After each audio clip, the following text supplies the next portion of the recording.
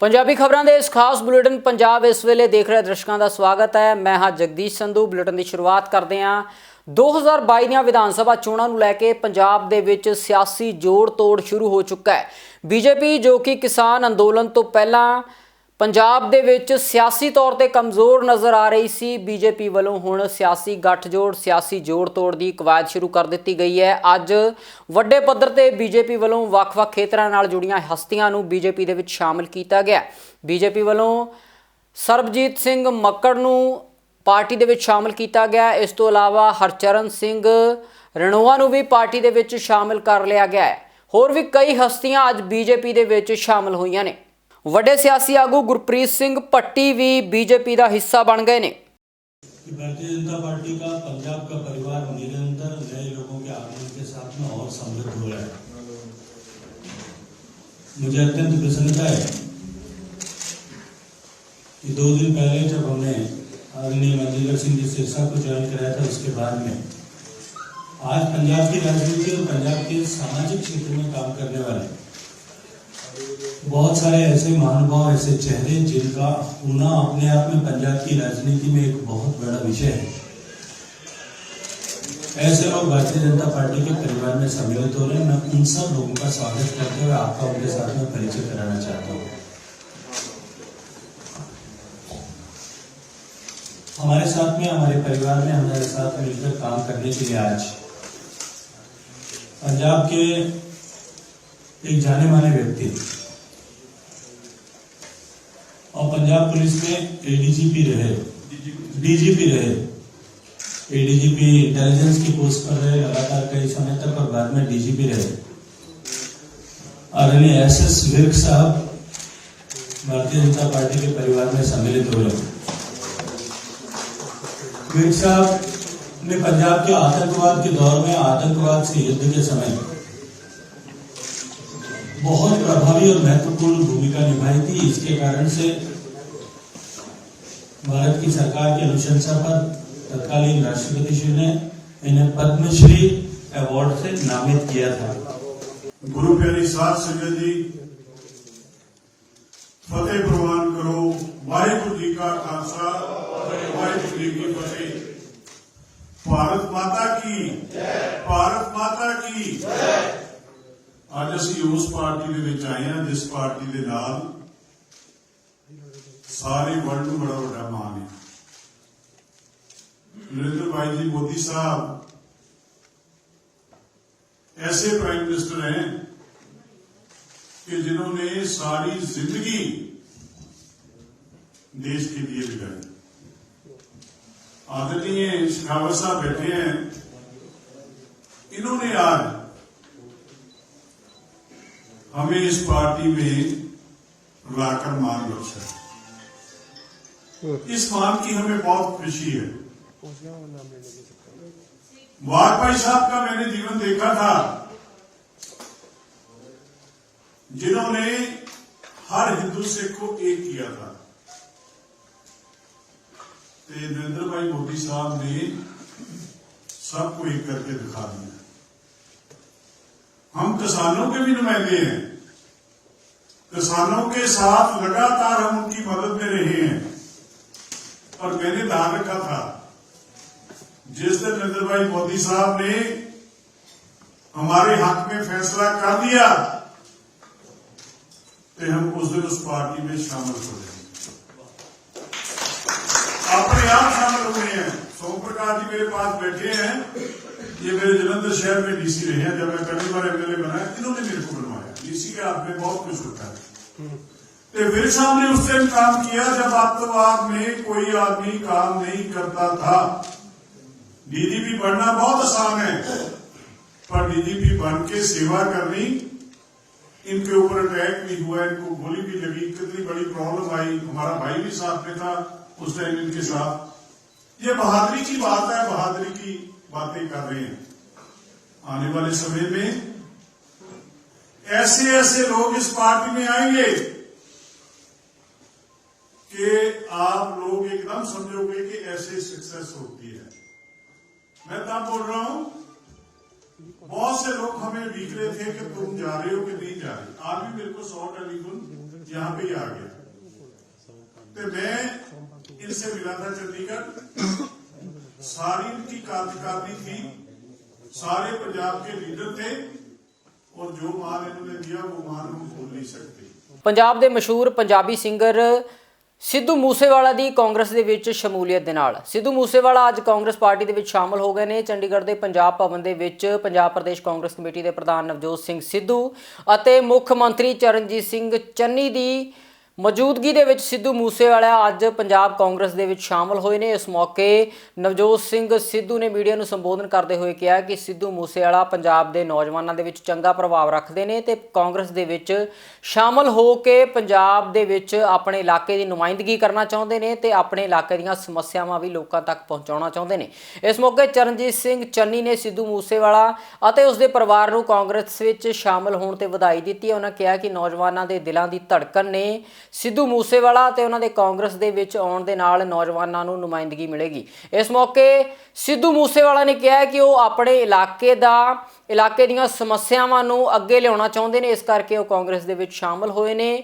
ਉਹਨਾਂ ਕਿਹਾ ਕਿ ਕਾਂਗਰਸ ਦੇ ਵਿੱਚ ਸ਼ਾਮਲ ਹੋਣ ਦਾ ਉਹਨਾਂ ਦਾ ਕਾਰਨ ਇਹ ਹੈ ਕਿ ਕਾਂਗਰਸ ਆਮ ਪਰਿਵਾਰਾਂ ਦੀ ਗੱਲ ਸੁਣਦੀ ਹੈ ਤੇ ਆਮ ਪਰਿਵਾਰਾਂ ਦੇ ਲੋਕ ਵੀ ਕਾਂਗਰਸ ਦੇ ਵਿੱਚ ਅੱਗੇ ਵੱਧ ਕੇ ਆਪਣੀ ਗੱਲ ਰੱਖ ਸਕਦੇ ਨੇ। ਇਸ ਮੌਕੇ ਉਹਨਾਂ ਨੇ ਅਮਰਿੰਦਰ ਸਿੰਘ ਰਾਜਾ ਵੜਿੰਗ ਦੀ ਉਦਾਹਰਨ ਦਿੰਦਿਆਂ ਕਿਹਾ ਕਿ ਅਮਰਿੰਦਰ ਸਿੰਘ ਰਾਜਾ ਵੜਿੰਗ ਬੇਹੱਦ ਆਮ ਘਰ ਤੋਂ ਸੰਬੰਧ ਰੱਖਦੇ ਨੇ ਤੇ ਕਾਂਗਰਸ ਦੇ ਵਿੱਚ ਉਹਨਾਂ ਨੇ ਵੱਡਾ ਅਹੁਦਾ ਹਾਸਲ ਕੀਤਾ ਤੇ ਚੰਗਾ ਕੰਮ ਵੀ ਕਰ ਰਹੇ ਨੇ। ਆਓ ਸੁਣਦੇ ਹਾਂ ਇਸ ਸਮਾਗਮ ਦੇ ਵਿੱਚ ਜਦੋਂ ਸਿੱਧੂ ਮੂਸੇਵਾਲਾ ਸ਼ਾਮਲ ਹੋਏ ਕਾਂਗਰਸ ਦੇ ਵਿੱਚ ਤਾਂ ਆਗੂਆਂ ਨੇ ਕੀ ਗੱਲ ਕਹੀ ਹੈ। ਅੱਜ ਸਾਡੇ ਲਈ ਬਹੁਤ ਹੀ ਵਡਭਾਗਾ ਦਿਨ ਹੈ ਕਿ ਅਸੀਂ ਸਿੱਧੂ ਮੂਸੇਵਾਲਾ ਸਾਹਿਬ ਨੂੰ ਆਪਣੇ ਪਰਿਵਾਰ 'ਚ ਸ਼ਾਮਿਲ ਕਰਨ ਜਾ ਰਹੇ ਹਾਂ। ਨਾਮ ਬਣਾਉਣਾ ਆਸਾਨ ਹੈ ਲੇਕਿਨ ਉਹਨੂੰ ਬਰਕਰਾਰ ਰੱਖਣਾ ਬਹੁਤ ਹੀ ਜ਼ਿਆਦਾ ਮੁਸ਼ਕਿਲ ਹੈ। ਜਿਹਨੇ ਪੰਜਾਬੀ ਦਾ ਮਾਣ ਵਧਾਇਆ, ਹੋ ਸਕਦਾ ਹੈ ਕਿ ਕੁਝ ਲੋਕਾਂ ਨੂੰ 2% 4% ਨੂੰ ਕਿੰਤੂ ਪਰੰਤੂ ਦੀ ਆਦਤ ਹੋਵੇ, ਠੀਕ ਹੈ, but the shortest form of failure is trying to please everyone. He who tries to please everyone pleases none. ਉਹ ਆਪਣੇ ਰੂਹਾਨੀ ਅੰਦਾਜ਼ ਦੇ ਵਿੱਚ ਲਿਰਿਕਸ ਲਿਖਦਾ ਹੈ, ਗਾਉਂਦਾ ਹੈ ਔਰ ਇੱਕ ਐਸੇ ਤਰਨੁਮ ਚ ਗਾਉਂਦਾ ਹੈ, ਇੱਕ ਆਪਣੇ ਨਵੇਕਲੇ ਸਟਾਈਲ ਚ ਗਾਉਂਦਾ ਹੈ ਕਿ ਅੱਜ ਉਹ ਸਾਰੇ ਪੰਜਾਬ ਦਾ ਪਾਰਟੀਆਂ ਤੋਂ ਉੱਤੇ ਉੱਠ ਕੇ ਯੂਥ ਦਾ ਹਰਮਨ ਪਿਆਰਾ ਹੈ। So I welcome Sidhu Moosewala Sahib to the Congress fold. His father is an ex serviceman. ਆ ਬੈਠੇ ਨੇ ਤੇ ਮੈਂ ਅੱਜ ਸਵੇਰੇ ਇਹਨਾਂ ਨੂੰ ਜਦੋਂ ਮਿਲਿਆ ਤੇ ਮੈਂ ਇਹਨਾਂ ਨੂੰ ਕਿਹਾ, ਮੈਂ ਕਿਹਾ ਭਾਜੀ ਬਾਪ ਉਹ ਵੱਡਾ ਹੁੰਦਾ ਜਿਹਦਾ ਪੁੱਤ ਉਹਦੇ ਨਾਲੋਂ ਵੱਡਾ ਹੋ ਜੇ। ਇੱਥੋਂ ਹੀ ਪਤਾ ਲੱਗਦਾ ਹੈ ਕਿ ਬਾਪ ਬਹੁਤ ਵੱਡਾ ਹੈ। ਸੋ ਫਾਦਰ ਨਾਲੋਂ ਵੀ ਲੱਖਾਂ ਗੁਣਾ ਜ਼ਿਆਦਾ ਨਾਮ ਕਮਾਉਣ ਵਾਲਾ ਇਹ ਪੁੱਤ ਹੈ। ਅਸੀਂ ਇਹਦਾ ਖੈਰ ਮਕਦਮ ਕਰਦੇ ਹਾਂ, ਅਸੀਂ ਇਹਦਾ ਵੈਲਕਮ ਕਰਦੇ ਹਾਂ ਔਰ ਅਸੀਂ ਆਸ ਕਰਦੇ ਹਾਂ ਕਿ ਜਿੰਨਾ ਨਾਮ ਇਹਨਾਂ ਨੇ ਸੰਗੀਤਕਾਰੀ ਦੇ ਵਿੱਚ ਕਮਾਇਆ ਹੈ ਉਸੇ ਤਰ੍ਹਾਂ ਇਹ ਪੋਲਿਟਿਕਸ ਦੇ ਵਿੱਚ ਲੋਕਾਂ ਦੀ ਸੱਚੀ ਸੇਵਾ ਕਰ ਸਕਣ। ਅੱਜ ਪੰਜਾਬ ਦੀ ਰਾਜਨੀਤੀ ਦੇ ਵਿੱਚ ਇੱਕ ਬਹੁਤ ਹੀ ਵੱਡਾ ਕ੍ਰਾਂਤੀਕਾਰੀ ਦਿਨ ਹੈ ਕਿ ਇੱਕ ਆਮ ਸਧਾਰਨ ਪਰਿਵਾਰ ਚੋਂ ਉੱਠਿਆ, ਬਹੁਤ ਹੀ ਬੜਾ ਕਲਾਕਾਰ ਬਣਿਆ, ਆਪਣੇ ਬਲਬੂਤੇ ਤੇ ਆਪਣੀ ਲਿਆਕਤ ਦੇ ਨਾਲ, ਆਪਣੀ ਮਿਹਨਤ ਦੇ ਨਾਲ, ਜਿਹਨੇ ਪੰਜਾਬ ਦੇ ਨਹੀਂ ਬਲਕਿ ਦੁਨੀਆ ਦੇ ਵਿੱਚ ਬੈਠੇ ਪੰਜਾਬੀਆਂ ਦਾ ਤੇ ਦੂਸਰੇ ਲੋਕਾਂ ਦਾ ਵੀ ਦਿਲ ਜਿੱਤਿਆ, ਜਿਹਦੇ ਇੱਕ ਗੀਤ ਤੇ ਇੱਕ ਬੋਲ ਤੇ ਨੌਜਵਾਨ ਝੂਮ ਉੱਠਦੇ ਹੈ।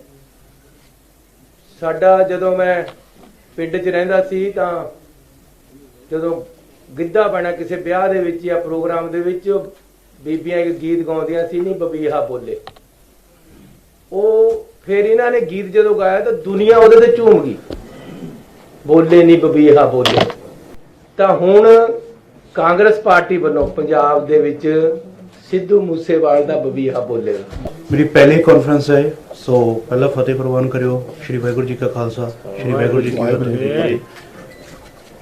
ਅੱਜ ਤੋਂ 3 ਸਾਲ ਪਹਿਲਾਂ 4 ਸਾਲ ਪਹਿਲਾਂ ਮੈਂ ਮਿਊਜ਼ਿਕ ਸਟਾਰਟ ਕੀਤਾ ਸੀ ਤੇ ਤੁਹਾਡੇ ਸਾਰਿਆਂ ਦੇ ਪਿਆਰ ਸਦਕਾ, ਆਸ਼ੀਰਵਾਦ ਸਦਕਾ ਅੱਜ ਮੈਨੂੰ ਇਹ ਮੁਕਾਮ ਮਿਲਿਆ। ਅਸੀਂ ਪਿੰਡੋਂ ਬਾਹਰ ਜਾਂਦੇ ਆ ਜਾਂ ਉਹ ਕਿਤੇ ਜਾਂਦੇ ਨੇ ਤਾਂ ਜਦੋਂ ਕਹਿੰਦੇ ਨੇ ਬਈ ਅਸੀਂ ਮਾਨਸਾ ਤੋਂ ਆ ਜਾਂ ਬਠਿੰਡੇ ਤੋਂ ਆ ਤਾਂ ਉਹ ਪ੍ਰਾਊਡ ਮਹਿਸੂਸ ਕਰਦੇ ਨੇ। ਤੇ ਕਿਤੇ ਨਾ ਕਿਤੇ ਜਦੋਂ ਕਿਤੇ ਉਸ ਇਲਾਕੇ ਦੇ ਵਿੱਚ ਰਹਿੰਦੇ ਆ, ਠੀਕ ਹੈ ਨਾ, ਜਦੋਂ ਉੱਥੇ ਵਿਚਰਦੇ ਆ ਲੋਕਾਂ ਨਾਲ ਤਾਂ ਬਹੁਤ ਚੀਜ਼ਾਂ ਨੇ ਜਿਹੜੀਆਂ ਹਜੇ ਤੱਕ ਲੋਕਾਂ ਨੂੰ ਪਤਾ ਹੀ ਨਹੀਂ ਵੀ ਉਹ ਕਿਸ ਚੀਜ਼ਾਂ ਨਾਲ ਉਹ ਜੂਝ ਰਹੇ ਨੇ ਜਾਂ ਉਹਨਾਂ ਦੀ ਰੋਜ਼ਮਰਰਾ ਦੀ ਜ਼ਿੰਦਗੀ ਦੇ ਵਿੱਚ ਕੀ ਪ੍ਰੋਬਲਮਾਂ ਨੇ। ਤੇ ਉਧਰ ਆਮ ਆਦਮੀ ਪਾਰਟੀ ਦੇ ਦਿੱਲੀ ਦੇ ਆਗੂ ਲਗਾਤਾਰ ਪੰਜਾਬ ਦੇ ਵਿੱਚ ਆਪਣੀਆਂ ਸਿਆਸੀ ਫੇਰੀਆਂ ਲਗਾ ਰਹੇ ਨੇ। ਮਨੀਸ਼ ਸਿਸੋਦੀਆ ਨੇ ਅੱਜ ਖੰਨਾ ਵਿਖੇ ਵਪਾਰੀਆਂ ਦੇ ਇੱਕ ਇਕੱਠ ਨੂੰ ਸੰਬੋਧਨ ਕੀਤਾ। ਮਨੀਸ਼ ਸਿਸੋਦੀਆ ਨੇ ਇਸ ਵੇਲੇ ਦਾਅਵਾ ਕੀਤਾ ਕਿ ਦਿੱਲੀ ਦੇ ਵਿੱਚ ਵਪਾਰੀਆਂ ਨੂੰ ਚੰਗੀ ਪਾਲਿਸੀ ਸਰਕਾਰ ਨੇ ਦਿੱਤੀ ਹੈ, ਜਿਸ ਕਾਰਨ ਦਿੱਲੀ ਦੇ ਵਿੱਚ ਵਪਾਰੀ ਖੁਸ਼ਹਾਲ ਹੋਇਆ। ਉਹਨਾਂ ਨੇ ਕਿਹਾ ਹੈ ਕਿ ਪੰਜਾਬ ਦੇ ਵਿੱਚ ਆਮ ਆਦਮੀ ਪਾਰਟੀ ਦੀ ਸਰਕਾਰ ਆਉਣ ਤੇ ਵਪਾਰੀਆਂ ਨੂੰ ਚੰਗੀਆਂ ਸਹੂਲਤਾਂ ਦਿੱਤੀਆਂ ਜਾਣਗੀਆਂ ਤੇ ਵਪਾਰ ਨੂੰ ਵਧਣ ਫੁੱਲਣ ਦੇ ਮੌਕੇ ਵੀ ਦਿੱਤੇ ਜਾਣਗੇ। दिल्ली में हम एक इंडस्ट्री नहीं लगा सकते। दिल्ली में एनजीटी से लेके सुप्रीम कोर्ट से लेके सारी चीजें उनके रेस्ट्रिक्शंस राजधानी होने के नाते तो हर जगह की अपनी खूबियां हैं, हर जगह की अपनी कमजोरियां हैं। हम कंपेयर नहीं कर सकते, लेकिन नीयत कॉमन चाहिए। नीयत कॉमन चाहिए भाई, यहां के लिए ये चाहिए तो यहां हो सकता है, दिल्ली में वो नहीं हो सकता। पंजाब की खूबसूरती है कि पंजाब, और ये देश में बहुत बड़ी खूबसूरती है पंजाब की, जो देश के बाकी ज्यादातर राज्यों के पास नहीं है। किसी के पास खेती है तो इंडस्ट्री नहीं पनपी वहां पे हिस्टोरिकली, मतलब बड़ी इंडस्ट्री, कोई इंडस्ट्रियल वो नहीं बना। जैसे मैनचेस्टर लुधियाना को कहा गया, कानपुर तक को नहीं कहा गया। कानपुर भी इंडस्ट्रियल टाउन था, लेकिन अगर इंडिया का मैनचेस्टर कहा गया, एशिया का मैनचेस्टर कहा गया, तो लुधियाना को कहा गया। वो किसी देश के और बड़े शहर को नहीं कहा गया। क्यों? क्योंकि पंजाब ने एक अद्भुत चीज दी है, देश के सामने मॉडल रखा है कि खेती और उद्योग दोनों एक साथ कैसे चल सकते हैं। बहुत सारी जगह नेचुरल और वो थे जहां उन्होंने उद्योग लगाए, खेती नहीं है वहां पे, पानी नहीं है, खेती नहीं है। पंजाब में पानी भी है, खेती भी है, और पंजाब में उद्योग भी है। I think Punjab can be the best model of success, this can be. तो पंजाब के कोई नया मॉडल नहीं लाना, जो यहां पे लोग बैठ के बता रहे हैं। ऐसी मैं कम से कम 15-20 मीटिंग कर चुका हूं। हर मीटिंग में वहां की समस्या का सुझाव आता है कि जी ये कर दो, और उसमें ऐसा नहीं है सरकार से कोई पैसे मांग रहे लोग। अधिकतर लोग पैसा नहीं मांग रहे हैं। अधिकतर लोगों की अपेक्षा यह है भाई थोड़ा सा हमको ये करने दो, थोड़ा सा हमको ये कर दो। आई थिंक अगर इन 10 मीटिंग के मिनट्स बना के उसको इंप्लीमेंट कर दो, पंजाब के व्यापारियों की आधी समस्याएं दूर हो जाएंगी, आधी से ज्यादा दूर हो जाएंगी। ਕਾਂਗਰਸੀ ਆਗੂ ਅਲਕਾ ਲਾਂਬਾ ਪੰਜਾਬ ਪਹੁੰਚੇ ਨੇ। ਲੁਧਿਆਣਾ ਵਿਖੇ ਲੋਕਾਂ ਦੇ ਇੱਕ ਇਕੱਠ ਨੂੰ ਸੰਬੋਧਨ ਕਰਦਿਆਂ ਅਲਕਾ ਲਾਂਬਾ ਨੇ ਕਿਹਾ ਕਿ ਕੇਜਰੀਵਾਲ ਪੰਜਾਬ ਦੀਆਂ ਫੇਰੀਆਂ ਲਗਾ ਰਹੇ ਨੇ। ਪੰਜਾਬ ਦੇ ਲੋਕਾਂ ਨੂੰ ਉਹਨਾਂ ਦੇ ਝਾਂਸੇ ਦੇ ਵਿੱਚ ਨਹੀਂ ਆਉਣਾ ਚਾਹੀਦਾ। ਅਲਕਾ ਲਾਂਬਾ ਨੇ ਕੇਜਰੀਵਾਲ ਤੇ ਪੰਜਾਬ ਦੇ ਲੋਕਾਂ ਨਾਲ ਠੱਗੀ ਮਾਰਨ ਦੀ ਕੋਸ਼ਿਸ਼ ਕਰਨ ਦੇ ਇਲਜ਼ਾਮ ਲਗਾਏ ਨੇ। दिल्ली के जो आपके ठग हैं, उसके महाठग का नाम है अरविंद केजरीवाल। वो मैंने देखा पंजाब घूम रहे हैं, गोवा जा रहे हैं, अपनी प्रयोगशाला बनाना चाहते हैं पंजाब गोवा जैसे राज्यों को, खासतौर से पंजाब को। प्रयोगशाला किस चीज़ की प्रयोगशाला? बस कुछ प्रतिशत वोट मिल जाए तो वो राष्ट्रीय पार्टी बन जाएंगे, उनका प्रधानमंत्री का सफ़र पूरा हो जाएगा। पंजाब ने उन्हें 20 विधायक दिए, 7 छोड़ के चले गए। बड़ा चेहरा था HS फुल्का जी, गांधी जी छोड़ के चले गए, जिनसे अपनी पार्टी और 20 विधायक नहीं संभले। वो पंजाब संभालेगा जो बॉर्डर से लगा हुआ, जो किसानी का है। इन किसानों को धोखा देने का काम उसी ठग ने किया। दिल्ली विधानसभा में सबसे पहले इस कृषि कानूनों पर मोहर लगाने वाले अरविंद केजरीवाल थे। बिजली के बिल लेकर आए, उन्होंने पोथे दिखाए कि बिजली का बिल, दिल्ली में बिजली मुफ्त है। मैं भी लेकर आई हूँ बिल, ले लीजिएगा, दिखाइएगा। वो फ्री वाले लेकर आए। वो कौन से फ्री थे? 12 महीने में, जनवरी फरवरी मार्च, जब सर्दी ठंड कड़क की पड़ती है, आप बिजली का कम इस्तेमाल करते हैं, वो उस 3 महीने के लिए कराए। बाकी 9 महीने के मैं लेकर आई हूँ। दिल्ली वालों को 6 रुपये 50 पैसे प्रति यूनिट देना पड़ रहा है। और मई जून जुलाई अगस्त में बिजली के बिल आते हैं 4,000, 5,000, 6,000, 8,000 बिल देकर जा रही हूँ यहाँ पर। और एवरेज अगर आप देखेंगे तो हर महीने दिल्ली वाला 2,000 रुपये बिजली का बिल दे रहा है। हवाएं जहरीली हैं, आज सुप्रीम कोर्ट ने फटकार लगा दी है उन्हें। हवाएं जहरीली हैं, दोष किसान पंजाब का पराली जला रहा है। सुप्रीम कोर्ट ने साबित किया 4% है पराली, बाकी आपका घरेलू प्रदूषण है। यमुना का पानी जहरीला है। छठ की पूजा में हमारी बहनें उस जहरीले झाग के पानी में खड़ी थी तो कहा गया हरियाणा दोषी है। ऑक्सीजन के बिना कोरोना में हेल्थ मॉडल, विश्व स्तरीय मोहल्ला क्लिनिक, आपको मालूम है ऑक्सीजन के बिना दिल्ली में लोगों ने दम तोड़ा है। कौन सा ऑक्सीजन मॉडल था आपके पास? ਉਧਰ ਪੰਜਾਬ ਦੇ ਸੀਨੀਅਰ ਕਾਂਗਰਸੀ ਆਗੂ ਤੇ ਸਾਬਕਾ ਮੁੱਖ ਮੰਤਰੀ ਰਜਿੰਦਰ ਕੌਰ ਭੱਠਲ ਨੇ ਦਿੱਲੀ ਵਿਖੇ ਸੋਨੀਆ ਗਾਂਧੀ ਦੇ ਨਾਲ ਮੁਲਾਕਾਤ ਕੀਤੀ ਹੈ। ਮੁਲਾਕਾਤ ਤੋਂ ਬਾਅਦ ਮੀਡੀਆ ਨਾਲ ਗੱਲਬਾਤ ਕਰਦਿਆਂ ਰਜਿੰਦਰ ਕੌਰ ਭੱਠਲ ਨੇ ਕਿਹਾ ਹੈ ਕਿ ਉਹਨਾਂ ਨੇ ਪੰਜਾਬ ਦੀਆਂ ਸਮੱਸਿਆਵਾਂ ਤੇ ਮੌਜੂਦਾ ਸਿਆਸੀ ਹਾਲਾਤਾਂ ਬਾਰੇ ਸੋਨੀਆ ਗਾਂਧੀ ਨਾਲ ਗੱਲਬਾਤ ਕੀਤੀ ਹੈ। ਰਜਿੰਦਰ ਕੌਰ ਭੱਠਲ ਨੇ ਕਿਹਾ ਹੈ ਕਿ ਪੰਜਾਬ ਦੇ ਮੌਜੂਦਾ ਸਿਆਸੀ ਹਾਲਾਤ ਕਾਂਗਰਸ ਦੇ ਹੱਕ ਦੇ ਵਿੱਚ ਨੇ ਤੇ ਚੰਨੀ ਅਤੇ ਨਵਜੋਤ ਸਿੰਘ ਸਿੱਧੂ ਵਧੀਆ ਤਰੀਕੇ ਦੇ ਨਾਲ ਕਾਂਗਰਸ ਦੀ ਅਗਵਾਈ ਕਰ ਰਹੇ ਨੇ।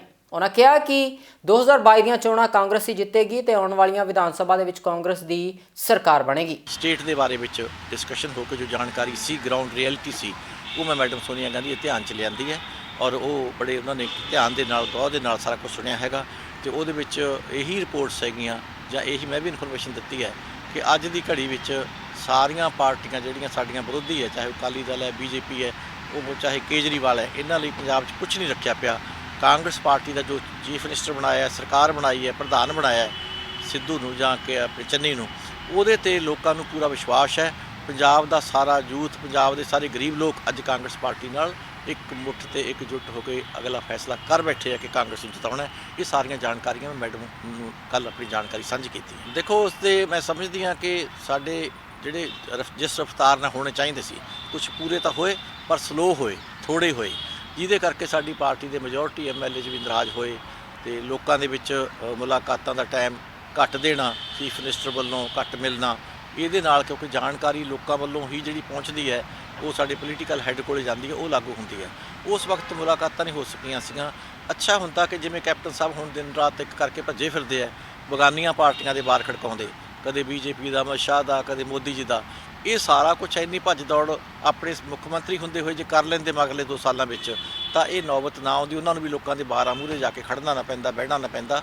ਪੰਜਾਬੀ ਦੇ ਮਸ਼ਹੂਰ ਗਾਇਕ ਸਿੱਧੂ ਮੂਸੇਵਾਲਾ ਦੁਆਰਾ ਕਾਂਗਰਸ ਪਾਰਟੀ ਦੇ ਵਿੱਚ ਜਾਣ ਤੋਂ ਬਾਅਦ ਹੁਣ ਇਸ ਤੇ ਸਿਆਸੀ ਪ੍ਰਤੀਕਰਮ ਆਉਣੇ ਸ਼ੁਰੂ ਹੋ ਗਏ ਨੇ। ਸ਼੍ਰੋਮਣੀ ਅਕਾਲੀ ਦਲ ਤੇ BJP ਦੇ ਵੱਖੋ ਵੱਖਰੇ ਆਗੂਆਂ ਵੱਲੋਂ ਇਸ ਦਾ ਵਿਰੋਧ ਕੀਤਾ ਜਾ ਰਿਹਾ ਹੈ ਤੇ BJP ਦੇ ਸੀਨੀਅਰ ਆਗੂ ਸੁਭਾਸ਼ ਸ਼ਰਮਾ ਨੇ ਵੀ ਇਸ ਤੇ ਆਪਣੀ ਪ੍ਰਤੀਕਿਰਿਆ ਦਿੱਤੀ ਹੈ।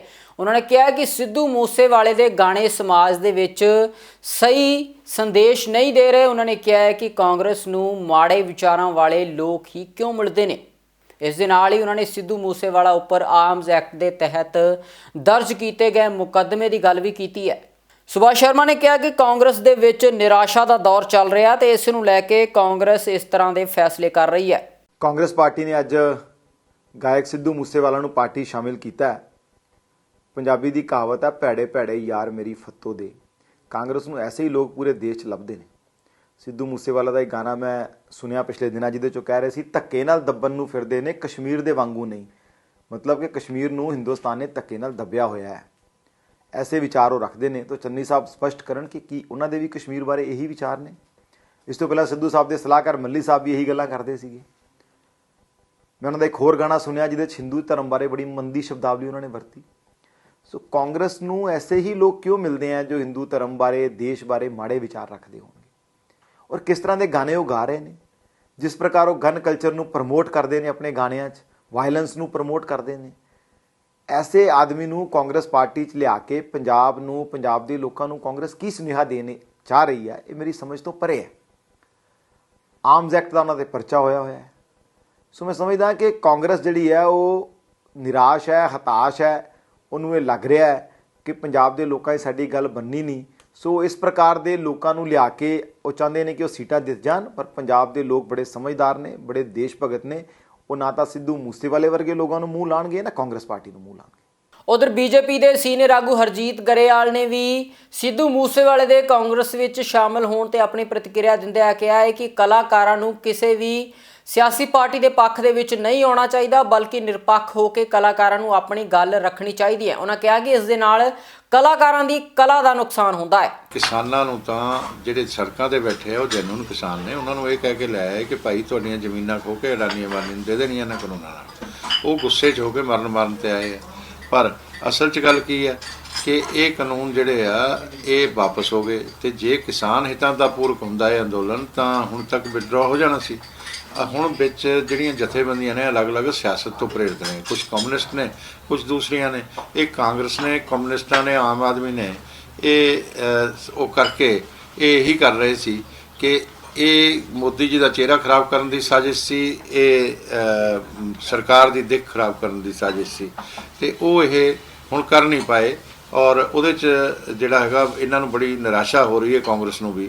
ਔਰ ਵਾਅਦਾ ਕੀਤਾ ਸੀ ਆਪਦੇ ਚੋਣ ਮੈਨੀਫੈਸਟੋ 'ਚ ਕਿ ਕਿਸਾਨਾਂ ਦਾ, ਪੰਜਾਬ ਦੇ ਕਿਸਾਨਾਂ ਦਾ 90,000 ਕਰੋੜ ਦਾ ਕਰਜ਼ਾ ਮਾਫ ਕਰ ਦਿਆਂਗੇ। ਹੁਣ ਮੈਂ ਇਹਨਾਂ ਨੂੰ ਫਿਰ ਅਪੀਲ ਕਰਦਾ ਕਿ ਹੁਣ ਇੱਥੇ ਬਾਰਡਰਾਂ 'ਤੇ ਨਾ ਬੈਠੋ, ਜਾ ਕੇ ਅੰਦੋਲਨ ਕਰੋ, ਉਹ ਕਰਜ਼ਾ ਮਾਫ ਕਰਾਓ। ਫਿਰ ਸਰਕਾਰ ਚਲੀ ਜਾਣੀ ਹੈ, ਉਸ ਤੋਂ ਪਹਿਲਾਂ ਕਰਾਓ। ਔਰ ਜੇ ਨਹੀਂ ਕਰਾਉਂਦੇ ਤਾਂ ਇਹਦਾ ਮਤਲਬ ਜਿੱਦਾਂ ਉਹ ਹੈ ਉਗਰਾਹਾਂ ਜੋਗਿੰਦਰ ਸਿੰਘ ਔਰ ਇਹ ਰਾਜੇਵਾਲ, ਇਹ ਇੱਧਰ ਚੀਫ ਮਿਨਿਸਟਰ ਦੇ ਉਹ ਬੈਠਦਾ, ਇੱਧਰ ਉਹ ਬੈਠਦਾ, ਕਹਿੰਦੇ ਆ ਹੁਣ ਅਸੀਂ ਕਾਂਗਰਸੀਆਂ ਦਾ ਘਰਾਓ ਨਹੀਂ ਕਰਿਆ ਕਰਾਂਗੇ ਪਿੰਡਾਂ 'ਚ। ਇਹਦਾ ਮਤਲਬ ਕੀ ਹੈ ਕਿ ਬਗਲ 'ਚ ਬੈਠੇ ਨੇ ਔਰ ਉਹਨਾਂ ਦੇ ਨਾਲ ਨੇ, ਇਸ ਕਰਕੇ ਅੰਦੋਲਨ ਖਤਮ ਨਹੀਂ ਹੋਣ ਦੇ ਰਹੇ, ਹੋਰ ਕੋਈ ਗੱਲ ਨਹੀਂ। ਹਰ ਆਦਮੀ ਦਾ ਅਧਿਕਾਰ ਆ ਕਿ ਉਹ ਕਿਸੇ ਵੀ ਪਾਰਟੀ 'ਚ ਜਾਵੇ, ਕੋਈ ਵੀ ਵਿਚਾਰਧਾਰਾ ਰੱਖੇ, ਉਹ ਵੀ ਸ਼ਾਮਲ ਹੋਏ ਆ, ਉਹਨਾਂ ਦੀ ਸੋਚ ਉਹਨਾਂ ਨੂੰ ਮੁਬਾਰਕ ਆ, ਅਸੀਂ ਉਹਦੇ 'ਤੇ ਕੀ ਕਹਿਣਾ ਹੈਗਾ, ਠੀਕ ਹੈ ਨਾ। ਅਤੇ ਉਹ ਸ਼ਾਮਲ ਹੋ ਗਏ, ਅੱਛੀ ਗੱਲ ਆ। ਅਤੇ ਮੈਂ ਸਮਝਦਾ ਕਿ ਕਲਾਕਾਰ ਜਿਹੜੇ ਹੁੰਦੇ ਆ ਉਹਨਾਂ ਨੂੰ ਕਿਸੇ ਇੱਕ ਵਿਚਾਰਧਾਰਾ 'ਚ ਨਹੀਂ ਬੰਨ੍ਹਣਾ ਚਾਹੀਦਾ, ਉਹ ਤਾਂ ਸਾਰੇ ਸਮਾਜ ਦੇ ਹੁੰਦੇ ਆ ਔਰ ਉਹਨਾਂ ਨੂੰ ਨੈਚੁਰਲ ਵੇ ਨਾਲ ਹੀ ਜਿਹੜੀ ਗੱਲ ਅੱਛੀ ਹੋਵੇ ਉਹਨੂੰ ਅੱਛੀ ਕਹਿਣਾ ਚਾਹੀਦਾ, ਜਿਹੜੀ ਬੁਰੀ ਹੋਵੇ ਬੁਰਾ ਕਹਿਣਾ ਚਾਹੀਦਾ। ਇਹ ਪੱਖਪਾਤ ਕਰਨਾ ਪਊਗਾ ਹੁਣ ਉਹਨਾਂ ਨੂੰ ਜਦੋਂ ਉਹਦੇ 'ਚ ਆ ਗਏ ਨੇ। ਬੀਜੇਪੀ ਦੇ ਸੀਨੀਅਰ ਆਗੂ ਸੁਰਜੀਤ ਜਾਣੀ ਨੇ ਮਨਜਿੰਦਰ ਸਿੰਘ ਸਿਰਸਾ ਦੇ ਬੀਜੇਪੀ ਦੇ ਵਿੱਚ ਸ਼ਾਮਲ ਹੋਣ ਤੇ ਆਪਣੀ ਪ੍ਰਤੀਕਿਰਿਆ ਦਿੱਤੀ ਹੈ। ਮੀਡੀਆ ਨਾਲ ਗੱਲਬਾਤ ਕਰਦਿਆਂ ਜਾਣੀ ਨੇ ਕਿਹਾ ਕਿ ਸਿਰਸਾ ਸਮਾਜ ਸੇਵਾ ਦੇ ਲਈ ਬੀਜੇਪੀ ਦੇ ਵਿੱਚ ਸ਼ਾਮਲ ਹੋਏ ਨੇ। ਉਹਨਾਂ ਨੇ ਕਿਹਾ ਕਿ ਵਿਰੋਧੀ ਇਸ ਮਾਮਲੇ ਨੂੰ ਲੈ ਕੇ ਬੇਲੋੜੀ ਆਲੋਚਨਾ ਕਰ ਰਹੇ ਨੇ। ਉਹਨਾਂ ਕਿਹਾ ਕਿ ਸਿਰਸਾ ਮੋਦੀ ਤੋਂ ਪ੍ਰਭਾਵਿਤ ਹੋ ਕੇ ਪਾਰਟੀ 'ਚ ਆਏ ਨੇ। ਕਾਂਗਰਸ ਪਾਰਟੀ ਤੇ ਟਿੱਪਣੀ ਕਰਦਿਆਂ ਉਹਨਾਂ ਕਿਹਾ ਕਿ ਕਾਂਗਰਸ ਪਾਰਟੀ ਨਾਟਕਕਾਰਾਂ ਦੀ ਕੰਪਨੀ ਹੈ। ਸਿਰਸਾ ਜਿਹੜਾ ਪਾਰਟੀ ਜੁਆਇਨ ਕੀਤੀ ਹੈ, ਮੈਨੂੰ ਸਿਰਸਾ ਸਾਹਿਬ ਮਿਲੇ ਤਾਂ ਨਹੀਂ, ਪਰ ਮੈਂ ਜਿਹੜੀ ਦੇਖ ਰਿਹਾ ਉਹ ਸਮਾਜ ਦੀ ਸੇਵਾ ਕਰਦੇ ਆ, ਆਪਣੇ ਸਮਾਜ ਨੂੰ ਅੱਗੇ ਲੈ ਕੇ ਜਾਣਾ ਚਾਹੁੰਦੇ ਆ। ਸਮਾਜ ਦੀ ਜਿੰਨੀਆਂ ਦਿੱਕਤਾਂ ਸਮੱਸਿਆ ਹੈ ਪੂਰੇ ਹਿੰਦੁਸਤਾਨ ਦੇ ਜਾਂ ਵਿਦੇਸ਼ਾਂ ਦੇ ਵਿੱਚ ਵੀ ਹੈਗੀ, ਉਹ ਹੱਲ ਕਰਾਉਣ ਵਾਸਤੇ ਦੇਖੋ ਕੋਈ ਰਾਹੁਲ ਗਾਂਧੀ ਹੱਲ ਨਹੀਂ ਕਰ ਸਕਦਾ, ਕੋਈ ਖੇਤਰੀ ਪਾਰਟੀ ਹੱਲ ਨਹੀਂ ਕਰ ਸਕਦੀ। ਉਹਨਾਂ ਨੂੰ ਪਤਾ ਹੈ ਕਿ ਮੋਦੀ ਸਾਹਿਬ ਨਾਲ ਮਿਲ ਕੇ ਮੇਰੇ ਜਿਹੜਾ ਸਮਾਜ ਦੀ ਸੇਵਾ ਔਰ ਮੇਰਾ ਜਿਹੜਾ ਸਮਾਜ ਹੈ ਉਹਨਾਂ ਦਾ ਮੈਂ ਕੰਮ ਕਰਵਾਵਾਂ, ਤਾਂ ਉਹਨਾਂ ਦੇ ਵਾਸਤੇ ਹੀ ਸਾਰਾ ਸਮਾਜ ਵਾਸਤੇ ਔਰ ਸਮਾਜ ਸੇਵਾ ਕਰਨ ਵਾਸਤੇ ਉਹਨਾਂ ਨੇ ਭਾਰਤੀ ਜਨਤਾ ਪਾਰਟੀ ਜੁਆਇਨ ਕੀਤੀ ਹੈ। ਔਰ ਦਿੱਲੀ ਦੇ ਵਿੱਚ ਉਹ ਮਤਲਬ ਗੁਰਦੁਆਰੇ ਦੇ ਵਿੱਚ ਸੀਗੇ ਤਾਂ ਉਹਨਾਂ ਨੇ ਰਿਜ਼ਾਈਨ ਦੇ ਕੇ ਤੇ ਬੀਜੇਪੀ ਜੁਆਇਨ ਕਰ ਲਈ। ਹੁਣ ਉਹਨਾਂ ਨੂੰ ਕਹਿਣ ਕੋਈ ਕੁਝ ਵੀ ਕਹੇ, ਪਰ ਇਹ ਗੱਲ ਹੈ ਕਿ ਭਾਰਤੀ ਜਨਤਾ ਪਾਰਟੀ ਨਾ ਕਿਸੇ ਤੋਂ ਕਿਸੇ ਨੂੰ ਡਰਾਉਂਦੀ ਨਹੀਂ ਹੈ।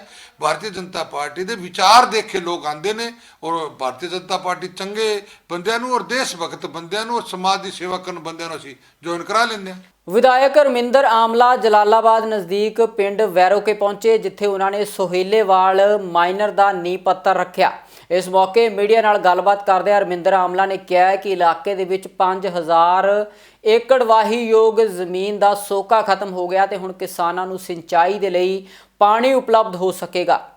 ਅੱਜ ਹਜ਼ਾਰਾਂ ਦੀ ਗਿਣਤੀ ਵਿੱਚ ਸਾਡੇ ਕਿਸਾਨ ਵੀਰ ਇੱਥੇ ਪਹੁੰਚੇ ਹੈ। ਸਭ ਤੋਂ ਪਹਿਲਾਂ ਉਹਨਾਂ ਨੂੰ ਮੁਬਾਰਕਬਾਦ। ਅੱਜ ਸੇਲੇਵਾਲਾ ਮਾਈਨਰ ਜਿਹੜੀ 16 ਪਿੰਡਾਂ ਦੇ ਵਿੱਚ ਡਿਮਾਂਡ ਸੀ, ਪੀਣ ਵਾਲਾ ਪਾਣੀ ਨਹੀਂ ਸੀ, ਸਾਡੀਆਂ ਜ਼ਮੀਨਾਂ ਜਿਹੜੀਆਂ ਪਿਆਸੀਆਂ ਬੈਠੀਆਂ ਸੀ ਉਹਨਾਂ ਲਈ ਅੱਜ ਪਾਣੀ ਕਾਂਗਰਸ ਸਰਕਾਰ ਦੀ ਬਦੌਲਤ ਮਿਲਦਾ ਪਿਆ। ਅੱਜ ਅਸੀਂ ਸੇਲੇਵਾਲਾ ਮਾਈਨਰ ਦਾ ਸ਼ੁਭ ਆਰੰਭ ਕੀਤਾ ਹੈ। ਸਾਰਿਆਂ ਨੂੰ ਲੱਖ ਲੱਖ ਵਧਾਈਆਂ। ਇਹਦੇ ਨਾਲ ਤਕਰੀਬਨ 15000 ਪਰਿਵਾਰ ਨੂੰ ਪੀਣ ਵਾਲਾ ਪਾਣੀ, ਜ਼ਮੀਨਾਂ ਲਈ ਪਾਣੀ ਮਿਲੂਗਾ। ਬਹੁਤ ਲੰਬੇ ਸਮੇਂ ਤੋਂ ਸੰਘਰਸ਼ ਕੀਤਾ ਇਸ ਇਲਾਕੇ ਨੇ। ਅੱਜ ਉਸ ਸੰਘਰਸ਼ ਦੀ ਬਦੌਲਤ, ਉਹਨਾਂ ਲੋਕਾਂ ਦੀ ਬਦੌਲਤ, ਸਾਡੇ ਕਿਸਾਨਾਂ ਵੀਰਾਂ ਦੀ ਬਦੌਲਤ, ਸਾਡੇ ਨੌਜਵਾਨ ਬਜ਼ੁਰਗ ਮਾਤਾਵਾਂ ਦੀ ਬਦੌਲਤ, ਵਾਹਿਗੁਰੂ ਦੀ ਕਿਰਪਾ ਨਾਲ ਅੱਜ ਇਸ ਕੰਮ ਸਿਰੇ ਚੜ੍ਹਿਆ। ਅਸੀਂ ਅਰਦਾਸ ਕਰਦੇ ਹਾਂ ਕਿ ਜਲਦੀ ਤੋਂ ਜਲਦੀ ਇਹ ਨਹਿਰ ਬਣ ਕੇ ਤਿਆਰ ਹੋਏ ਔਰ ਵਾਅਦਾ ਕਰਦੇ ਹਾਂ ਕਿ ਆਉਣ ਵਾਲਾ ਝੋਨਾ ਇਸ ਨਹਿਰ ਤੋਂ ਲੱਗੂਗਾ। ਸਰ ਇਹ ਕਿੰਨੇ ਕਰੋੜ ਦਾ ਪ੍ਰੋਜੈਕਟ ਸੀ? ਇਹ 16 ਕਰੋੜ ਦਾ ਪ੍ਰੋਜੈਕਟ ਸੀਗਾ ਇਹ ਅੱਜ ਜਿਹੜਾ ਅਸੀਂ ਸ਼ੁਭ ਆਰੰਭ ਕੀਤਾ। ਅੱਜ ਸਾਰੀਆਂ ਜ਼ਮੀਨਾਂ ਦੇ ਤਕਰੀਬਨ 8 ਕਰੋੜ ਤੋਂ ਜ਼ਿਆਦਾ ਦੇ ਅਸੀਂ ਜਿੰਨੀਆਂ ਜ਼ਮੀਨਾਂ ਵਿੱਚ ਆਉਂਦੀਆਂ ਸੀ ਉਹਨਾਂ ਦੇ ਅਸੀਂ ਚੈੱਕ ਅੱਜ ਦੇਤੇ। ਸਿੱਧੂ ਮੂਸੇਵਾਲੇ ਦੇ ਕਾਂਗਰਸ ਦੇ ਵਿੱਚ ਸ਼ਾਮਲ ਹੋਣ ਤੋਂ ਬਾਅਦ ਹੁਣ ਵਿਰੋਧੀਆਂ ਦੇ ਪ੍ਰਤੀਕਰਮ ਵੀ ਆਉਣੇ ਸ਼ੁਰੂ ਹੋ ਗਏ ਨੇ। ਸ਼੍ਰੋਮਣੀ ਅਕਾਲੀ ਦਲ ਦੇ ਸੀਨੀਅਰ ਆਗੂ ਦਲਜੀਤ ਸਿੰਘ ਚੀਮਾ ਨੇ ਸਿੱਧੂ ਮੂਸੇਵਾਲੇ ਦੀ ਸ਼ਮੂਲੀਅਤ ਤੇ ਪ੍ਰਤੀਕਿਰਿਆ ਦਿੰਦੇ ਹੋਏ ਕਿਹਾ ਹੈ ਕਿ ਕਾਂਗਰਸ ਦੇ ਵਿੱਚ ਪਹਿਲਾਂ ਹੀ 2 ਸਿੱਧੂਆਂ ਦੀ ਨਹੀਂ ਬਣਦੀ ਸੀ ਤੇ ਹੁਣ ਸਿੱਧੂ ਮੂਸੇਵਾਲਾ ਸ਼ਾਮਲ ਹੋ ਗਏ ਨੇ। ਹੁਣ ਦੇਖਣਾ ਇਹ ਹੋਵੇਗਾ ਕਿ ਕਾਂਗਰਸ ਦੇ ਵਿੱਚ ਸਿੱਧੂ ਮੂਸੇਵਾਲਾ ਕਿਸ ਤਰ੍ਹਾਂ ਆਪਣੀ ਗੱਲ ਰੱਖਦੇ ਨੇ। ਚੀਮਾ ਨੇ ਕਿਹਾ ਕਿ ਇਸ ਬਾਬਤ ਉਹ ਕਾਂਗਰਸ ਦੇ ਆਗੂਆਂ ਤੋਂ ਹੀ ਸਵਾਲ ਪੁੱਛਣ। ਇਸ ਮੌਕੇ ਉਹਨਾਂ ਨੇ ਦਿੱਲੀ ਦੇ ਮੁੱਖ ਮੰਤਰੀ ਤੇ ਆਪ ਸੁਪਰੀਮੋ ਅਰਵਿੰਦ ਕੇਜਰੀਵਾਲ ਦੇ ਉੱਪਰ ਵੀ ਵੱਡੇ ਸਿਆਸੀ ਤੰਜ ਕੱਸੇ ਨੇ। ਹੁਣ ਇੱਕ ਤਾਂ ਵੱਡੇ ਸਿੱਧੂ ਸਾਹਿਬ ਕੈਪਟਨ ਅਮਰਿੰਦਰ ਸਿੰਘ ਜੀ ਤਾਂ ਹੁਣ ਬਾਹਰ ਚਲੇ ਗਏ, ਹੁਣ ਦੂਜਾ ਸਿੱਧੂ ਆ ਗਿਆ। ਕੋਈ ਗੱਲ ਨਹੀਂ, ਸਾਨੂੰ ਤਾਂ ਕੋਈ ਗੱਲ ਨਹੀਂ, ਕਿਸੇ ਨੇ ਕੋਈ ਕਿਸੇ ਦੀ ਪਾਰਟੀ ਚ ਆਉਣਾ ਕੋਈ ਜ਼ਰੂਰ ਆਵੇ, ਪਰ ਇਹ ਹੁਣ ਇੱਕ ਮਿਆਨ ਚ 2 ਤਲਵਾਰਾਂ ਰਹਿਣੀਆਂ ਨਹੀਂ। ਹੁਣ ਦੇਖਦੇ ਆ ਕੰਪੀਟੀਸ਼ਨ ਥੋੜੇ ਦਿਨਾਂ ਬਾਅਦ ਵੀ ਕਿਹੜਾ ਹੁਣ ਮੀਡੀਆ ਦੇ ਵਿੱਚ ਜ਼ਿਆਦਾ ਜਿਹੜੀ ਆ ਉਹ ਨੈਗੇਟਿਵ ਨਿਊਜ਼ ਗੈਦਰ ਕਰਦਾ, ਇਹ ਆਉਣ ਵਾਲੇ ਸਮੇਂ 'ਚ ਦੇਖਾਂਗੇ। ਤੇ ਦੇਖੋ ਗੱਲ ਇਹ ਹੈ ਕਿ ਕੇਜਰੀਵਾਲ ਵੱਲੋਂ ਇੱਕ ਬਹੁਤ ਵੱਡਾ ਫਰਾਡ ਪੰਜਾਬ ਦੀ ਭੋਲੀ ਭਾਲੀ ਜਨਤਾ ਦੇ ਨਾਲ ਕੀਤਾ ਜਾ ਰਿਹਾ ਕਿ ਦੇਸ਼ ਦੀ ਕੈਪੀਟਲ ਜਿਹੜੀ ਹੈ ਉਹਦਾ ਮੁਕਾਬਲਾ ਸਰਹੱਦੀ ਜ਼ਿਲ੍ਹਿਆਂ ਦੇ ਪਿੰਡਾਂ ਦੇ ਨਾਲ, ਕੰਢੀ ਏਰੀਏ ਦੇ ਪਛੜੇ ਇਲਾਕਿਆਂ ਦੇ ਪਿੰਡਾਂ ਦੇ ਨਾਲ ਕਰਕੇ ਤੇ ਲੋਕਾਂ ਨੂੰ ਸਮਝਬਾਗ ਝੂਠੇ ਦਿਖਾ ਕੇ ਤੇ ਗੁੰਮਰਾਹ ਕਰਨ ਦੀ ਕੋਸ਼ਿਸ਼ ਕੀਤੀ ਜਾ ਰਹੀ। ਇਹ ਕੋਈ ਟਾਈਮ ਨਹੀਂ ਹੈ ਜਿੱਦਣ ਕੇਜਰੀਵਾਲ ਜਾਂ ਕੇਜਰੀਵਾਲ ਦੀ ਟੀਮ ਟੀਵੀ ਤੇ ਇਹ ਵੀ ਇਸ਼ਤਿਹਾਰ ਦੇ ਦੇਵੇ ਵੀ ਲਾਲ ਕਿਲ੍ਹਾ ਵੀ ਕੇਜਰੀਵਾਲ ਨੇ ਬਣਾਇਆ ਸੀ, ਕੁਤਬ ਮੀਨਾਰ ਵੀ ਕੇਜਰੀਵਾਲ ਨੇ ਬਣਾਇਆ ਸੀ, ਦਿੱਲੀ ਦਾ ਹਵਾਈ ਅੱਡਾ ਵੀ ਕੇਜਰੀਵਾਲ ਸਾਹਿਬ ਨੇ ਪਹਿਲਾਂ ਹੀ ਬਣਾਤਾ ਸੀ, ਦਿੱਲੀ ਦਾ ਰੇਲਵੇ ਸਟੇਸ਼ਨ ਵੀ ਕੇਜਰੀਵਾਲ ਨੇ ਬਣਾਇਆ ਸੀ, All India Institute of Medical Sciences ਵੀ ਕੇਜਰੀਵਾਲ ਨੇ ਬਣਾਈ ਸੀ, ਪਾਰਲੀਮੈਂਟ ਹਾਊਸ ਵੀ ਕੇਜਰੀਵਾਲ ਨੇ ਬਣਾਇਆ ਸੀ। ਇਹ ਕੋਈ ਦਿਨ ਦੂਰ ਨਹੀਂ ਹੈ ਕਿਉਂਕਿ ਉਹਨੂੰ ਲੱਗਦਾ ਹੈ ਕਿ ਸ਼ਾਇਦ ਜੋ ਮੈਂ ਕਹਿ ਰਿਹਾ ਉਹ ਜਨਤਾ ਉਹਨੂੰ ਉਹਦੇ ਤੇ ਭਰੋਸਾ ਕਰ ਰਹੀ ਹੈ। ਇੱਕ ਰੈਵਨਿਊ ਸਰਪਲਸ ਸਟੇਟ ਜਿਹਦੀ ਮੈਕਸਿਮਮ ਫੰਡਿੰਗ ਜਿਹੜੀ ਹੈ ਉਹ ਗਵਰਨਮੈਂਟ ਆਫ ਇੰਡੀਆ ਦੀ ਹੈ ਕਿਉਂਕਿ ਬਹੁਤਾ ਕੰਟਰੋਲ ਉੱਥੇ ਦਿੱਲੀ ਦੇ ਵਿੱਚ ਜਿਹੜੇ ਖਰਚੇ ਵਾਲੇ ਵਿਭਾਗ ਹੈ ਉਹਨਾਂ ਦਾ ਜਿਹੜਾ ਹੈ ਉਹ ਉੱਥੇ ਕੇਂਦਰ ਸਰਕਾਰ ਦਾ ਹੁੰਦਾ। ਉਧਰ ਸ਼੍ਰੋਮਣੀ ਅਕਾਲੀ ਦਲ ਦੇ ਪ੍ਰਧਾਨ ਸੁਖਬੀਰ ਸਿੰਘ ਬਾਦਲ ਨੂਰਮਹਿਲ ਵਿਖੇ ਪਹੁੰਚੇ, ਜਿੱਥੇ ਉਹਨਾਂ ਨੇ ਇੱਕ ਵੱਡੇ ਇਕੱਠ ਨੂੰ ਸੰਬੋਧਨ ਕੀਤਾ। ਇਸ ਮੌਕੇ ਸੁਖਬੀਰ ਸਿੰਘ ਬਾਦਲ ਨੇ ਕਾਂਗਰਸ ਪਾਰਟੀ ਤੇ ਅਕਾਲੀਆਂ ਖਿਲਾਫ ਝੂਠੇ ਪਰਚੇ ਦਰਜ ਕਰਨ ਦੇ ਇਲਜ਼ਾਮ ਲਗਾਏ ਨੇ। ਸੁਖਬੀਰ ਸਿੰਘ ਬਾਦਲ ਨੇ ਕਿਹਾ ਕਿ ਇਸ ਵਾਰ ਸ਼੍ਰੋਮਣੀ ਅਕਾਲੀ ਦਲ ਦੇ ਪੱਖ ਵਿੱਚ ਵੱਡੀ ਲੋਕ ਲਹਿਰ ਹੈ ਤੇ 80 ਤੋਂ ਵੱਧ ਸੀਟਾਂ ਜਿੱਤਣ ਦੀ ਉਮੀਦ ਉਹ ਕਰਦੇ ਨੇ। ਉਹਨਾਂ ਕਿਹਾ ਕਿ 2022 ਦੇ ਵਿੱਚ ਸ਼੍ਰੋਮਣੀ ਅਕਾਲੀ ਦਲ ਅਤੇ ਬੀਐਸਪੀ ਗੱਠਜੋੜ ਦੀ ਸਰਕਾਰ ਬਣਨੀ ਤੈਅ ਹੈ। ਆ ਕਾਂਗਰਸ ਦੇ ਲੀਡਰਾਂ ਨੇ ਐ ਸੋਚਿਆ ਕਿ ਆ ਮੌਕਾ ਮਿਲਿਆ ਕਿ ਆ 5 ਸਾਲ ਤਾਂ ਅਸੀਂ ਲੁੱਟਣਾ ਹੀ ਹੈ, ਇੱਕ ਮਾਫੀਆ ਰਾਜ ਬਣਾਈ ਬੈਠੇ ਆ ਤੇ ਸਭ ਤੋਂ ਮਾੜਾ ਕੰਮ ਕੀਤਾ ਇਹਨਾਂ ਨੇ ਸ਼੍ਰੋਮਣੀ ਅਕਾਲੀ ਦਲ ਦੇ ਵਰਕਰਾਂ ਦੇ ਝੂਠੇ ਕੇਸ ਕੀਤੇ ਆ। 307 ਤੋਂ ਲੈ ਕੇ ਬਜ਼ੁਰਗ ਮਾਈਆਂ ਤੋਂ ਲੈ ਕੇ ਛੋਟੇ ਬੱਚਿਆਂ ਤੋਂ ਲੈ ਕੇ ਥੋੜੀਆਂ ਬੀਬੀਆਂ ਭੈਣਾਂ ਨੂੰ ਲੈ ਕੇ ਸਾਰਿਆਂ ਦੇ ਝੂਠੇ ਕੇਸ। ਪਿਛਲੇ ਸਾਰੇ ਇਲੈਕਸ਼ਨਾਂ ਨਾਲੋਂ ਵੱਧ ਸੀਟਾਂ ਮੇਰੇ ਹਿਸਾਬ ਨਾਲ ਜੋ ਮੈਂ ਦੇਖ ਰਿਹਾ 80-85 ਸੀਟਾਂ ਤੋਂ ਵੀ ਵੱਧ ਸ਼੍ਰੋਮਣੀ ਅਕਾਲੀ ਦਲ ਬੀਐਸਪੀ ਦਾ ਗੱਠਜੋੜ ਜਿੱਤੂਗਾ। 5 ਸਾਲ ਨਾ ਮੁੱਖ ਮੰਤਰੀ ਸੀ ਨਾ ਕੋਈ ਮੰਤਰੀ ਸੀ, ਇੱਕ ਇੱਟ ਨਹੀਂ ਲੱਗੀ 5 ਸਾਲ। ਮੈਂ ਪੰਜਾਬ ਦੇ ਮੁੱਖ ਮੰਤਰੀ ਚੰਨੀ ਨੂੰ ਪੁੱਛਣਾ ਚਾਹਣਾ, ਮੈਨੂੰ ਇੱਕ ਸਕੂਲ ਦਾ ਨਾਮ ਦੱਸ ਦੇਣ ਜਿਹੜਾ ਇੱਕ ਬਣਾਇਆ, ਇੱਕ ਹਸਪਤਾਲ ਦਾ ਨਾਮ ਦੇ ਦੇਣ ਜਿੱਥੇ ਬਣਾਇਆ। ਜੇ ਕੰਮ ਕੀਤਾ ਹੀ ਨਹੀਂ, ਕੱਲੇ ਝੂਠ ਤੇ ਨਿਰਭਰ ਸਰਕਾਰ ਚਲਾਈ। ਪਿਛਲੀ ਵਾਰ ਵੀ ਸਰਕਾਰ ਇਹਨਾਂ ਦੀ ਨਹੀਂ ਬਣਨੀ ਸੀ, ਪਰ ਇਹਨਾਂ ਨੇ ਪੰਜਾਬ ਦੀ ਜਨਤਾ ਦੇ ਭਾਵਨਾ ਤੇ ਖੇਡ ਕੇ ਉਹਨਾਂ ਨੇ ਧੋਖਾ ਕੀਤਾ। ਸੂਬੇ ਦੀ ਸਰਕਾਰ ਵੱਲੋਂ ਲਗਾਤਾਰ ਮੁਲਾਜ਼ਮ ਜਥੇਬੰਦੀਆਂ ਨਾਲ ਰਾਬਤਾ ਕਾਇਮ ਕਰਕੇ ਉਹਨਾਂ ਨੂੰ ਸ਼ਾਂਤ ਕਰਨ ਦੀ ਕੋਸ਼ਿਸ਼ ਕੀਤੀ ਜਾ ਰਹੀ ਹੈ ਤੇ ਕੁਝ ਜਥੇਬੰਦੀਆਂ ਦੀਆਂ ਮੰਗਾਂ ਮੰਨਣ ਦਾ ਐਲਾਨ ਵੀ ਸੂਬੇ ਦੇ ਮੁੱਖ ਮੰਤਰੀ ਕਰ ਚੁੱਕੇ ਨੇ। ਪਰ ਲਗਾਤਾਰ ਸੂਬੇ ਦੇ ਵਿੱਚ ਮੁਲਾਜ਼ਮ ਜਥੇਬੰਦੀਆਂ ਰੋਸ ਪ੍ਰਦਰਸ਼ਨ ਕਰ ਰਹੀਆਂ ਨੇ। ਰੋਪੜ ਦੇ ਵਿੱਚ NHM ਕਰਮਚਾਰੀਆਂ ਵੱਲੋਂ ਰੋਸ ਧਰਨਾ ਜਾਰੀ ਹੈ। ਮੁਲਾਜ਼ਮਾਂ ਨੇ ਇਲਜ਼ਾਮ ਲਗਾਏ ਨੇ ਕਿ ਸਰਕਾਰ ਨੇ ਵਾਅਦੇ ਤਾਂ ਬਹੁਤ ਕੀਤੇ ਪਰ ਉਹਨਾਂ ਦੀਆਂ ਮੰਗਾਂ ਹਾਲੇ ਤੱਕ ਪੂਰੀਆਂ ਨਹੀਂ ਹੋਈਆਂ। ਅੱਜ 18ਵੇਂ ਦਿਨ ਦੇ ਵਿੱਚ ਸਾਡੀ ਹੜਤਾਲ ਜਿਹੜੀ ਹੈ ਐਂਟਰ ਹੋ ਚੁੱਕੀ ਹੈ। ਕਲਮ ਛੋੜ ਹੜਤਾਲ ਹੈ। ਅਸੀਂ ਪਿਛਲੀ 16 ਤਰੀਕ ਤੋਂ ਹੜਤਾਲ ਤੇ ਹਾਂ ਤੇ ਸਾਡੀ ਇੱਕੋ ਇੱਕ ਜਿਹੜੀ ਹੱਕੀ ਮੰਗ ਹੈ ਉਹ ਇਹ ਹੈ ਸਾਡੀਆਂ ਸੇਵਾਵਾਂ ਰੈਗੂਲਰ ਕੀਤੀਆਂ ਜਾਣ, ਸਾਨੂੰ ਪੱਕਾ ਕੀਤਾ ਜਾਵੇ। ਪੰਜਾਬ ਦੇ ਵਿੱਚ ਕਿੱਦਾਂ ਦੀਆਂ ਸਿਹਤ ਸੇਵਾਵਾਂ ਪ੍ਰਭਾਵਿਤ ਹੋ ਰਹੀਆਂ ਤੇ ਕਿੰਨੇ ਮੁਲਾਜ਼ਮ ਜਿਹੜੇ ਹੈਗੇ ਧਰਨਿਆਂ ਤੇ? ਤਕਰੀਬਨ 11,000 ਦੇ ਕਰੀਬ ਮੁਲਾਜ਼ਮ ਜਿਹੜਾ NHM ਦਾ ਹੈਗਾ 23 ਜ਼ਿਲ੍ਹਿਆਂ ਦਾ ਉਹ ਸਾਰਾ ਸਟ੍ਰਾਈਕ ਤੇ ਬੈਠਾ ਜੀ, ਜਿਹਦੇ ਵਿੱਚ ਡਾਕਟਰ ਸਪੈਸ਼ਲਿਸਟ ਤੋਂ ਲੈ ਕੇ staff nurses, ANM, lab technician, ਵੱਖ-ਵੱਖ ਤਰ੍ਹਾਂ ਦੇ 41 ਕੈਡਰ, ਲਗਭਗ ਸਾਰੀਆਂ ਸਿਹਤ ਸੇਵਾਵਾਂ ਜਿਹੜੀਆਂ ਇਸ ਟਾਈਮ ਚਰਮਰਾ ਰਹੀਆਂ ਨੇ। ਸਿਹਤ ਵਿਭਾਗ ਪੰਜਾਬ ਤੇ ਇਸ ਚੀਜ਼ ਦਾ ਕੋਈ ਅਸਰ ਨਹੀਂ ਹੋ ਰਿਹਾ, ਕੁੰਭਕਰਨੀ ਨੀਂਦ ਸੁੱਤਾ ਹੋਇਆ ਮੁਲਾਜ਼ਮਾਂ ਦੀਆਂ ਮੰਗਾਂ ਨੂੰ ਇਗਨੋਰ ਕਰਕੇ। ਤੁਸੀਂ ਆਉਣ ਵਾਲੇ ਦਿਨਾਂ 'ਚ ਵੇਖਿਓ ਇਹ 36,000 ਮੁਲਾਜ਼ਮਾਂ ਵਾਲਾ ਜਿਹੜਾ ਇਹ ਢੋਂਗ ਸਰਕਾਰ ਨੇ ਰਚਿਆ ਵੋਟਾਂ ਬਟੋਰਨ ਦੀ ਨੀਅਤ ਦੇ ਨਾਲ, ਉਹਦੇ ਨਾਲ ਬਰਾਬਰ ਜਦੋਂ ਬੋਰਡ ਲੱਗਣਗੇ ਕਿ ਵੀ ਹਾਂ ਇਹ ਨਿਰਾ ਝੂਠ ਦਾ ਪਲੰਦਾ, ਕੋਈ 36,000 ਮੁਲਾਜ਼ਮ ਨਹੀਂ ਪੱਕੇ ਕੀਤੇ ਜਾ ਰਹੇ, ਇਹ ਸਿਰਫ ਕੱਲਾ ਵਿਖਾਵਾ। ਜਦ ਕਿ ਇੱਕ ਵੱਡੀ ਗਿਣਤੀ ਦੇ ਵਿੱਚ 11,000 ਮੁਲਾਜ਼ਮ ਜਿਹੜਾ NHM ਦਾ ਉਹ ਕੱਚਾ ਹੈ ਤਾਂ ਦਰੀਆਂ ਤੇ ਬੈਠਾ ਇਸ ਟਾਈਮ। ਤੇ ਉਧਰ ਬੱਸਾਂ ਦੇ ਕੱਚੇ ਮੁਲਾਜ਼ਮਾਂ ਵੱਲੋਂ ਵੀ ਅੱਜ ਸੂਬੇ ਭਰ ਦੇ ਬੱਸ ਅੱਡਿਆਂ ਤੇ 2 ਘੰਟੇ ਬੱਸਾਂ ਰੋਕ ਕੇ ਸੂਬਾ ਸਰਕਾਰ ਦੇ ਖਿਲਾਫ ਰੋਸ ਪ੍ਰਦਰਸ਼ਨ ਕੀਤਾ ਗਿਆ। ਕੱਚੇ ਮੁਲਾਜ਼ਮਾਂ ਦਾ ਇਲਜ਼ਾਮ ਹੈ ਕਿ ਸਰਕਾਰ ਨੇ ਉਹਨਾਂ ਨੂੰ ਪੱਕੇ ਕਰਨ ਦੇ ਵਾਅਦੇ ਕੀਤੇ ਸਨ ਪਰ ਵਾਅਦੇ ਅਜੇ ਤੱਕ ਪੂਰੇ ਨਹੀਂ ਹੋਏ। ਮੁਲਾਜ਼ਮਾਂ ਨੇ ਇਲਜ਼ਾਮ ਲਗਾਏ ਨੇ ਕਿ ਸੰਬੰਧਿਤ ਮੰਤਰੀਆਂ ਨੇ ਮੁਲਾਕਾਤ ਦਾ ਵੀ ਵਾਅਦਾ ਕੀਤਾ ਸੀ ਪਰ ਉਹਨਾਂ ਦੇ ਨਾਲ ਕਿਸੇ ਮੰਤਰੀ ਨੇ ਮੰਗਾਂ ਨੂੰ ਲੈ ਕੇ ਕੋਈ ਮੁਲਾਕਾਤ ਨਹੀਂ ਕੀਤੀ। ਦੇਖੋ ਜੀ, ਅੱਜ ਜੋ 2 ਘੰਟੇ ਬੱਸ ਸਟੈਂਡ ਬੰਦ ਹੈ 10 ਤੋਂ 12 ਤੱਕ, ਇਹ ਸਾਡੇ ਜਿਹੜੇ ਕੱਚੇ ਮੁਲਾਜ਼ਮ ਹੈ, ਸਰਕਾਰ ਵੱਲੋਂ ਇੱਕ ਪਹਿਲਾਂ ਵਾਅਦਾ ਕੀਤਾ ਗਿਆ ਸੀ ਇਹਨਾਂ ਮੁਲਾਜ਼ਮਾਂ ਨਾਲ ਕਿ ਜਦੋਂ ਸਰਕਾਰ ਸਾਡੀ ਕਾਂਗਰਸ ਸਰਕਾਰ ਵੱਲੋਂ ਇਹ ਵਾਅਦਾ ਕੀਤਾ ਗਿਆ ਜਦੋਂ ਸੱਤਾ ਵਿੱਚ ਅਸੀਂ ਆਏ ਤੇ ਅਸੀਂ ਜਿੰਨੇ ਵੀ ਮੁਲਾਜ਼ਮ ਕੱਚੇ ਉਹਨਾਂ ਨੂੰ ਰੈਗੂਲਰ ਕਰਾਂਗੇ, ਪਰੰਤੂ ਸਰਕਾਰ ਵੱਲੋਂ 4.5 ਸਾਲ ਤੋਂ ਵੱਧ ਦਾ ਸਮਾਂ ਦਾ ਲੰਘ ਗਿਆ ਹੈ, ਪਰ ਸਰਕਾਰ ਵੱਲੋਂ ਕੋਈ ਵੀ ਕੱਚਾ ਮੁਲਾਜ਼ਮ ਪੱਕਾ ਨਹੀਂ ਕੀਤਾ ਗਿਆ।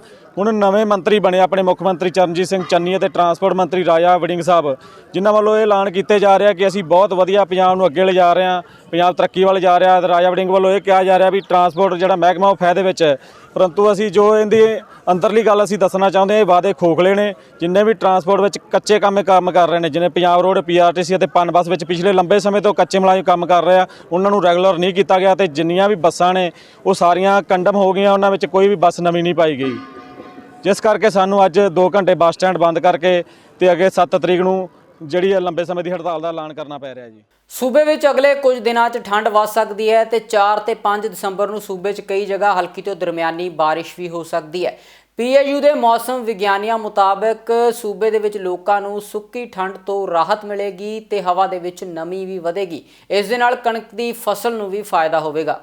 ਜਿਹੜੀ ਸਾਨੂੰ ਫੋਰਕਾਸਟ ਆਈ ਹੈ, ਜਿਹੜੇ ਸਾਡੇ ਕਲਾਊਡ ਪਿਕਚਰਸ ਨੇ, ਉਹਦੇ ਨਾਲ ਇੱਕ ਲੋ ਪ੍ਰੈਸ਼ਰ ਏਰੀਆ ਨਾਰਥ ਇੰਡੀਆ ਤੇ ਮੂਵ ਕੀਤਾ ਤੇ ਉਹਦੇ ਨਾਲ ਕੁਝ ਇੱਕ ਥਾਵਾਂ ਤੇ ਲਾਈਟ ਰੇਨਫਾਲ ਹੋਈ ਹੈ। ਲਾਈਟ ਰੇਨਫਾਲ ਹੋਣ ਦੇ ਨਾਲ ਕਿਉਂਕਿ ਦਿਨ ਦੇ ਟਾਈਮ ਬੱਦਲਬਾਈ ਵਾਲਾ ਮੌਸਮ ਰਿਹਾ, ਸੋ ਦਿਨ ਦੇ ਟੈਂਪਰੇਚਰਸ 'ਚ ਵੀ ਗਿਰਾਵਟ ਦਰਜ ਕੀਤੀ ਗਈ। ਸਾਡੇ ਇੱਥੇ ਜਿਹੜੀ PAU ਦੀ ਆਬਜ਼ਰਵੇਟਰੀ ਹੈ, ਉਹਦੇ 'ਚ ਕੱਲ੍ਹ ਮੈਕਸਿਮਮ ਡੇ ਟਾਈਮ ਟੈਂਪਰੇਚਰ ਜਿਹੜਾ 20 ਡਿਗਰੀ ਸੈਲਸੀਅਸ ਰਿਕਾਰਡ ਕੀਤਾ ਗਿਆ, ਜਿਹੜਾ ਕਿ ਕਾਫੀ ਲੌਂਗ ਟਰਮ ਤੋਂ ਸਾਡਾ ਰਿਕਾਰਡ ਸੀ ਇੰਨਾ ਲੋ ਟੈਂਪਰੇਚਰ। ਤੇ ਨਾਲ ਦੇ ਨਾਲ ਹੁਣ ਜਿਹੜੀ ਪ੍ਰੀਡਿਕਸ਼ਨ ਹੈਗੀ ਹੈ ਉਹਦੇ ਵਿੱਚ 4 ਤੇ 5 ਦਸੰਬਰ ਨੂੰ ਵਾਈਡ ਸਪਰੈਡ ਆਈਸੋਲੇਟਿਡ ਰੇਨਫਾਲ ਦੀ ਫੋਰਕਾਸਟ ਹੈ। ਹਾਲਾਂਕਿ ਇਹ ਜਿਹੜੀ ਰੇਨਫਾਲ ਹੈ ਜ਼ਿਆਦਾਤਰ ਨਰਦਰਨ ਜਾਂ ਸੈਂਟਰਲ ਡਿਸਟ੍ਰਿਕਟਸ ਆਫ ਪੰਜਾਬ ਦੇ ਵਿੱਚ ਹੀ ਰਹੇਗੀ। ਬਾਰਿਸ਼ ਦਾ ਅਮਾਊਂਟ ਜ਼ਿਆਦਾ ਨਹੀਂ ਹੋਏਗਾ, ਬਟ ਗਰਜ ਚਮਕ ਦੇ ਨਾਲ ਛਿੱਟੇ ਪੈਣਗੇ ਤੇ ਨਾਲ ਦੇ ਨਾਲ ਜਿੱਥੇ ਕਿਤੇ ਬਾਰਿਸ਼ ਪਏਗੀ, ਜਿਹੜੇ ਸਾਡੇ ਕਾਫੀ ਦੇਰ ਤੋਂ ਨਵੰਬਰ ਦੇ ਸ਼ੁਰੂ ਤੋਂ ਹੀ ਤਕਰੀਬਨ ਐਟਮੋਸਫੇਅਰ 'ਚ ਸਸਪੈਂਡਡ ਪੋਲਿਊਟੈਂਟ ਪਾਰਟੀਕਲਸ ਨੇ, ਜਿਨ੍ਹਾਂ ਨੂੰ ਆਪਾਂ ਸਮੌਗ ਕਹਿੰਦੇ ਆ, ਸੋ ਉਹਦੇ ਤੋਂ ਲੋਕਾਂ ਨੂੰ ਰਾਹਤ ਮਿਲੇਗੀ। ਪੰਜਾਬੀ ਖਬਰਾਂ ਦੇ ਇਸ ਬੁਲੇਟਿਨ ਦੇ ਵਿੱਚ ਫਿਲਹਾਲ ਇੰਨਾ ਹੀ। ਹੁਣ ਮੈਨੂੰ ਦਿਓ ਇਜਾਜ਼ਤ। ਧੰਨਵਾਦ।